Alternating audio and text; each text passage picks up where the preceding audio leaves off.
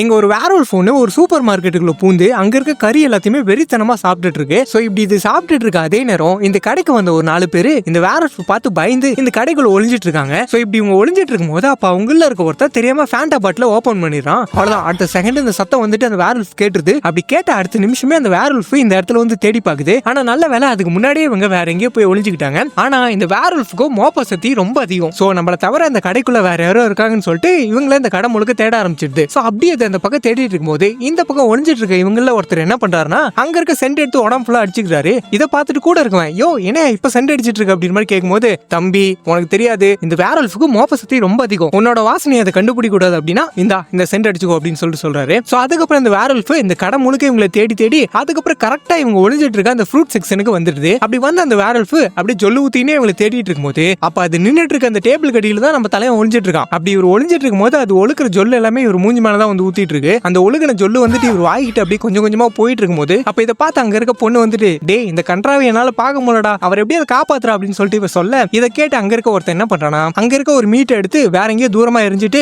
அந்த வேர்வல்ஃப் வந்துட்டு டைவர்ட் பண்ணிட்டு இவரை கூட்டிட்டு எல்லாரும் ஓடிடுறாங்க. ஆனா அந்த வேர்வல்ஃப் வந்துட்டு இவங்களை கரெக்டா பாத்துருது. அப்படி பார்த்ததும் அடுத்த நிமிஷமே வெறித்தனமா அவங்களை துரத்த ஆரம்பிச்சிருது. சோ அதுக்கு பயந்து இவங்க எல்லாரும் ஓடிட்டு இருக்கும்போது அப்ப தெரியாம இந்த ஆளு வந்துட்டு அங்க இருக்க ஒரு ட்ராலிக்குள்ள விழுந்துறாரு. பின்னாடி வந்தவன் அப்படியே இவன் அந்த ட்ராலிலே வச்சுட்டு அப்படியே தள்ளிட்டே ஓடிட்டு இருக்கான். அதுக்கப்புறம் இவங்க எப்படியோ அப்படி இப்படின்னு சொல்லிட்டு ஓடி அந்த வேர்வல்ஃப் கையில மாட்டாம கடைசி அந்த கடையோட எக்ஸிட் டோர் வழியா வெளியே வந்து அந்த டோர் எல்லாத்தையும் க்ளோஸ் பண்ணிடுறாங்க. ஆனா அப்படி க்ளோஸ் பண்ண அடுத்த நிமிஷமே அந்த வேர்வல்ஃப் என்ன பண்ணுதுன்னா அசால்ட்டா அந்த டோர் எல்லாத்தையும் அடிச்சு நொறுக்கிட்டு வெளியே வந்துடுது. அப்படி வெளியே வந்துட்டு இவங்க 4 பேரையும் பிடிச்சிடுது. இவங்க நல்லா வகையா மாட்டிக்கிறாங்க. அப்ப இவர் வந்துட்டு, பசங்களா அவ்வளவுதான்டா கதை முடிஞ்சுதுரா அப்படின்னு சொல்லிட்டு இவர் சொல்லிட்டு இருக்கும்போது அப்ப குடுக்குது ஒரு ஆன்டி என்ட்ரி. நல்லா ஒரு காரை ஃபாஸ்டா எடுத்துன்னு வந்து இந்த வேர்வல்ஃப் அடிச்சு தூக்கிடுது. இந்த வேர்வல்ஃப் அப்படியே பறந்து போய் குப்பை தொட்டிக்குள்ள விழுந்துடுது. அப்ப இதை பார்த்துட்டு இவர் வந்துட்டு, ஏமா நல்ல நேரத்துல தெய்வம் மாதிரி வந்து காப்பாத்தணுமா அப்படின்னு சொல்லிட்டு இவர் சொல்ல, அப்ப இந்த ஆண்டி வந்துட்டு, நான் யாரையும் அடிச்சு தூக்கிட்டா அப்படின்னு சொல்லிட்டு கேக்குறாங்க. அப்போ உனக்கு கார் ஓட்ட தெரியாது அடி அப்படின்னு சொல்லிட்டு கேட்டா, இல்ல தெரியும், என்ன ரிவர்ஸ் கீர் மட்டும் போட தெரியாது அப்படின்னு சொல்றாங்க.